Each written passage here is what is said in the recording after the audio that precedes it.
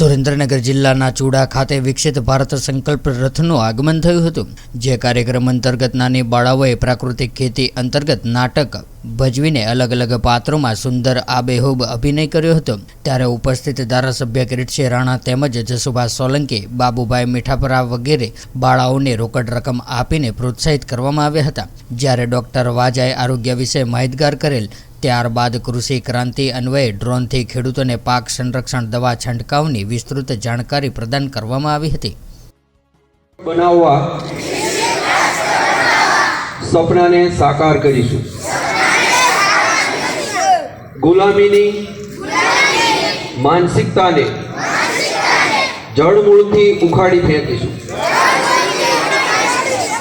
દેશના સમૃદ્ધ વારસા પર गर्व करीશું, भारतनी एकताने વધુ मजबूत करीશું અને દેશના રક્ષકોનું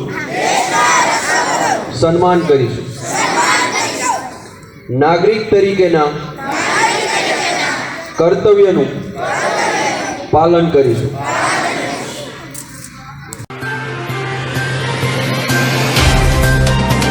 तो व्हाट्सएप, ट्विटर, फेसबुक, इंस्टा जहाँ भी आपका अकाउंट है, इसे शेयर बटन के द्वारा वहाँ पर शेयर करें।